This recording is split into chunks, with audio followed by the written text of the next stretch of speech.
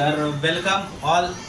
Today we are going to learn new topic which is named measurements of physical quantities. तर आज आपण एक नवीन पाठ आहे सहावालेचं, त्याचं नाव आहे भौतिक राशींचं मूल्यमापन मोजमाप.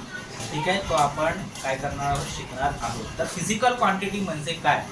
तर फिजिकल क्वांटिटी म्हणजे जसे की अपने डेली लाइफ में, ठीक है, बहुत सारे टेम्परेचर है, वेट है, ठीक है, लेंथ है, टाइम है, तो ये हम क्या करते हैं, इसका यूज़ करते हैं. तो क्वांटिटी उसका वो वेक्टर है कि स्केलर है, ये हम देखने वाले हैं. तो आई श्योर अपने लेक्चर खत्म होते होते ही, तो चालू होते भी तुम्हें क्या पता चलेगा कि वेक्टर क्वांटिटी है कि स्केलर क्वांटिटी है. जैसे में आप थर्ड स्टैंडर्ड में थे, ठीक है, तो आपका living thing non living thing तुम लोगों ने पढ़ाई होगा.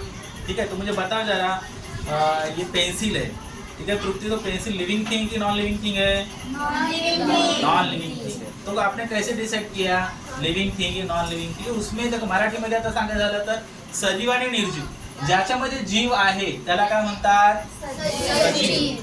ज्याच्यामध्ये जीव नाही त्याला काय म्हणतात? सेम जो फॅक्टर आहे आपल्या इथे स्केलर क्वांटिटी आणि वेक्टर क्वांटिटी मध्ये काय करायचं आहे, वापरायचं आहे. ठीक आहे, ज्याच्यामध्ये बघा उसमें तो है मैग्नीट्यूड और डायरेक्शन. जिसमें मैग्नीट्यूड है वो स्केलर क्वांटिटी, जिसमें क्या है मैग्नीट्यूड और डायरेक्शन है, तो दो दिया है उसे क्या बोलते हैं, वेक्टर क्वांटिटी. अदिश राशी, अदिश मध्ये फक्त एकच असतं, ते फक्त परिमाण. आणि सदिश मध्ये दोन गोष्टी असतात, परिमाण आणि दुसरं काय, दिशा. ठीक आहे, आता आपण बघणार आहोत का मास. मास म्हणजे काय, तर एखाद्या गोष्टीचं वजन.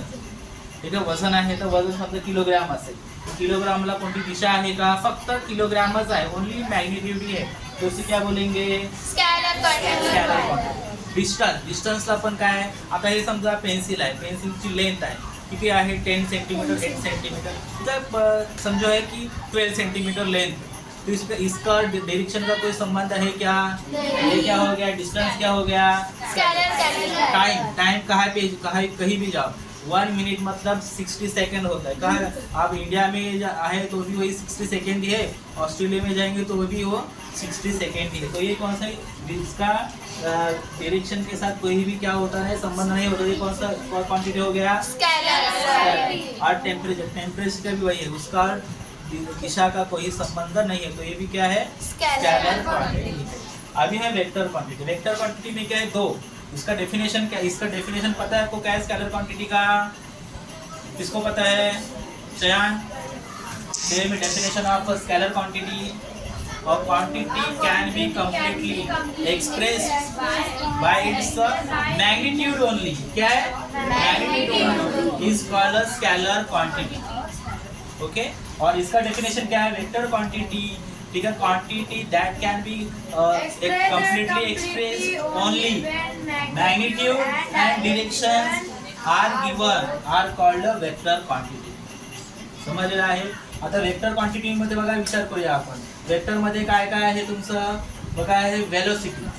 वेलोसिटी में क्या है, डिस्प्लेसमेंट है, डिस्प्लेसमेंट डिस्टेंस, डिस्प्लेसमेंट दिशा आता है, बराबर है, ये कौन सा हो गया, वेक्टर क्वांटिटी. और एक्सेलरेशन, एक्सेलरेशन में देखो वेलोसिटी का, वेलोसिटी क्या है, वेक्टर क्वांटिटी है, तो एक्सेलरेशन भी वेक्टर होना चाहिए. क्यों? क्योंकि इसमें वेलोसिटी दिया है.